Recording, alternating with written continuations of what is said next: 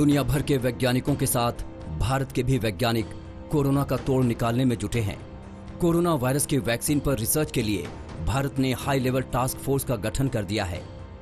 ये task force दुनिया के साथ मिलकर वैक्सीन बनाने के काम में तालमेल बिठा रही है। वैक्सीन को लेकर चंद रोज पहले ही पीएम मोदी ने देश के वैज्ञानिकों से अपील की थी। मेरा भारत के युवा वैज्ञानिकों से विशेष आग्रह है कि विश्व कल्याण के लिए, मानव कल्याण के लिए मेरे नौजवान साथियों, आप आगे आए।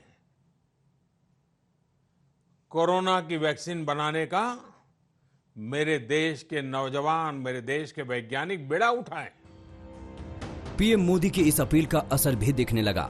पुणे में कोरोना वायरस को मारने वाली वैक्सीन बनाने का काम तेज हो गया। यह है पुणे का सीगल बायो सॉल्यूशंस, जो भारत की पहली ऐसी स्टार्टअप कंपनी है जिसे कोरोना वायरस के लिए वैक्सीन बनाने की अहम जिम्मेदारी सौंपी गई है। आज तक की टीम ने जब यहां का जायजा लिया तो पता चला कि इस कंपनी के पास हर तरीके की वैज्ञानिक और तकनीकी क्षमता है जिसके दम पर वैक्सीन को तैयार किया जा सकता है।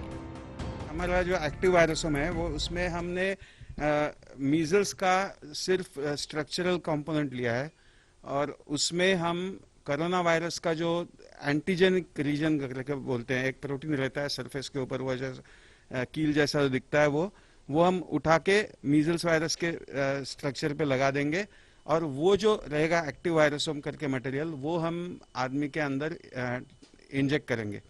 जब वो इंजेक्ट हो जाएगा तो वो आदमी के वाइट सफ़ेद पेशियां जो रहती है वो एंटीबॉडीज बनाती है और वो एंटीबॉडीज जो है वो कोरोना वायरस के साथ लड़के वो कोरोना वायरस को खाली करेंगे। कोरोना के खिलाफ जंग में मुंबई में भी वैज्ञानिक लगे हुए हैं। मुंबई में 90 साल पुरानी दवा पर रिसर्च की जा रही है और कोरोना से जंग में इसके अच्छे नतीजे आए हैं। मुंबई के परेल में हाफकिन इंस्टीट्यूट में इस दवाई पर रिसर्च की जा रही है। ये वैक्सीन BCG यानी बैसिलस कैलमेट ग्वेरिन है। इस वैक्सीन को बनाने में 1908 से 1921 के बीच 13 साल का वक्त लगा था। फ्रेंच बैक्टीरियोलॉजिस्ट अल्बर्ट कैलमेट और कैमिल गुरिन ने मिलकर इसे बनाया था।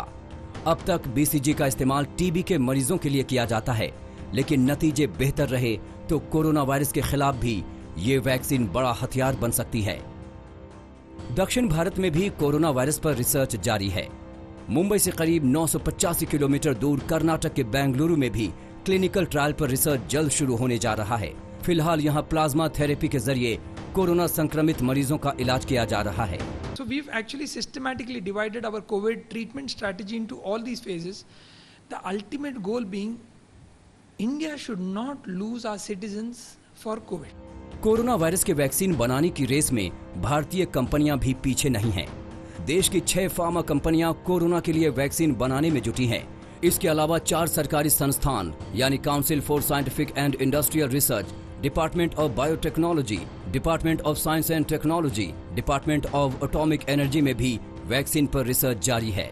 हालांकि कोरोना वायरस के वैक्सीन का मानवीय परीक्षण में कई प्राइवेट कंपनियां भी दिन रात जुटी हैं। Serum institute of India vaccine बनाने का काम कर रही है। अमेरिका की कंपनी कोडाजेनिक्स के साथ वैक्सीन पर काम किया जा रहा है। जानवरों पर इसका परीक्षण हो चुका है। वहीं स्विट्जरलैंड की कंपनी सैनोफी पास्टर के साथ भी भारत काम कर रहा है, जबकि हैदराबाद की भारत बायोटेक भी खास वैक्सीन तैयार कर रही है। इस वैक्सीन को क्लोरोफ्लू नाम दिया गया है। कंपनी ने इसका परीक्षण भी शुरू कर दिया है। कोरोना के खिलाफ वैक्सीन बनाने के काम में भारत दुनिया के उन चुनिंदा देशों में शामिल है जहां युद्ध स्तर पर रिसर्च किए जा रहे हैं। हालांकि वैज्ञानिकों का दावा है कि भारत को कोरोना वायरस का वैक्सीन बनाने में 12 से 18 महीने लग जाएंगे, लेकिन इन सब के बावजूद अगर भारत को इस मामले में वैज्ञानिक कामयाबी मिलती है तो पूरी दुनिया के लिए वरदान साबित होगा। मुंबई से साहिल जोशी, पुणे से पंकज खेलकर के साथ आज तक ब्यूरो।